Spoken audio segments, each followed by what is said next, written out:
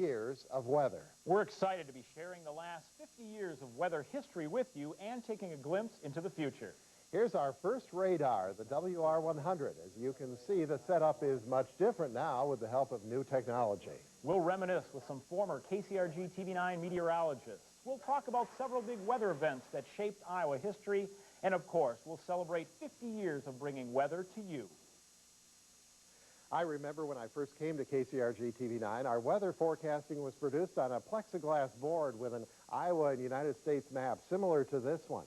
Now, if I wanted to add some temperatures, I would simply draw them on with my grease marker here, write them right next to the cities. Kind of fancy stuff, huh? Or if I wanted to add a high or low or cold front, what have you, I would just add that blue line, and that's the way it was done, folks. Now, believe it or not, I haven't always been the meteorologist at KCRG TV9. I have many predecessors, including Wayne Winston, Ed Ring, and even Dexter David Donovan III. He was a rabbit, or what appeared to be a rabbit. We did have a rabbit. That was Dexter David Donovan III. Does the weather, and he was a puppet. He had a little puppet on his hand. The station thought the puppet would add some entertainment to weather. Well, times have changed. When I arrived at KCRG TV9 in the fall of 1974, we were still broadcasting from the cramped quarters of the Miller Building. But things were looking up. By the spring of 1975, we moved into our new building at the corner of 2nd Avenue and 5th Street Southeast in Cedar Rapids. And waiting for us was what represented our first step into the modern era of weathercasting, WR100 radar, our own radar. And boy, were we proud of that. TV9 WR100 radar has a tilting antenna and a wide 250-mile range that sees the heights of clouds and weather fronts as far away as Omaha. But that means nothing unless you can assemble WR's findings into a weather report you can understand. To eastern Iowans, especially during the severe weather and tornado season, it's a matter of livelihood and lives. That's when the other members of the TV9 Eyewitness Weather Team enter the scene. Meteorologist Ed Ring, with a master's degree in meteorology from the University of Wisconsin, compiles information from WR100 and data from various national weather services. What he sees is what you'll get from on-air weather reporters Denny Frary and Sandy James on TV9 Eyewitness News, noon, 6 and 10. Still, most weathercasting still had much the same look as we moved through the 1970s. This high right now is centered in South Carolina, and of course, everybody in advance of this got cold again, no areas of precipitation.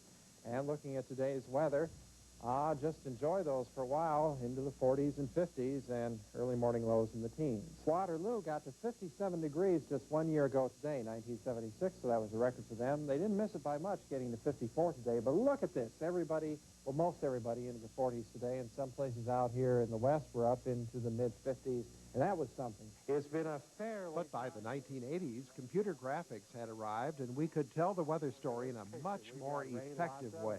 Southern Minnesota catching it good right now, as well as the eastern half of South Dakota, and then all the way down in through Kansas. Today, with all the latest technology, our goals remain the same: to give you the best weathercast we can, accurate and understandable. We're proud of our past, but very excited about the future.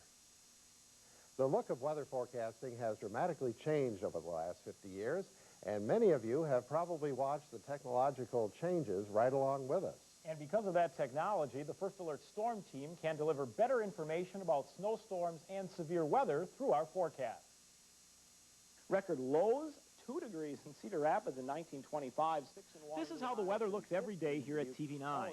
After 50 years, we've given up the hand-drawn maps, the markers, and magnetic symbols for 3D computer-generated graphics and animation. Now, in order to utilize computer graphics, a system called chroma key needs to be used. Now, it may appear that there is a map or graphic behind us when we do the weather. In fact, I can touch it and knock on it. But guess what? there's nothing but a blue wall behind us when we do the weather. So you ask, how are we able to see where to move and where to point? Well, we have monitors on our left and monitors on our right. And if I look directly into the camera, I see exactly what you see at home. Myself doing the weather with a map behind me. Computer graphics have been with TV9 since 1982, when a Live Line 3 animation system debuted. In 1990, that system was upgraded again. And in 1996, we went on air with our current SGI-02 Genesis system. Now, computer graphics are only one of the many ways that TV9 brings you the weather each day. The biggest and best tool we use is TV9's First Alert Pinpoint Doppler radar. TV9 began with radar in 1975 with WR100. In the spring of 1994, we brought online a new 250,000-watt Doppler radar. This allows the First Alert Storm Team the ability to track a storm by looking at rainfall and snowfall rates, and also to dissect a storm by looking inside at the winds. The technological improvements, however, did not stop there. January of 1995, TV9 introduced Eastern Iowa to Pinpoint Doppler radar. It was during an ice storm that viewers were now able to see where the freezing rain was falling right down to their street. One other advance during the past 50 years is TV9's First Alert Lightning Tracker. It allows viewers to see lightning strikes from the cloud to the ground across the United States. In 1998, KCRG showed a major advance in weather forecasting by introducing TV9's Pinpoint Futurecast. This is a computer model of the atmosphere that allows the TV9 Storm Team the ability to pinpoint forecast conditions up to 60 hours into the future. Throughout the years, KCRG TV9 has led the way in weather technology, and we plan to continue. Stay with TV9 for a major announcement on the next weather advancement headed into eastern Iowa. Danny, it's really amazing to see the changes over the years. Oh, it sure is, and the future looks even brighter. As a matter of fact, we're always looking for new ways to get information to you, the viewer. We currently get our forecast out to you not only by television, but by radio. Here's your pinpoint accurate weather forecast straight from the TV9 Weather Lab. The Gazette, the KCRG TV9 webcast. Continue probably the next 48 hours or so before it all begins. And we are also dedicated to educating school children about weather safety with the TV9 Storm Team Weather Academy. Contact the Storm Team to find out how to bring the Weather Academy to your school.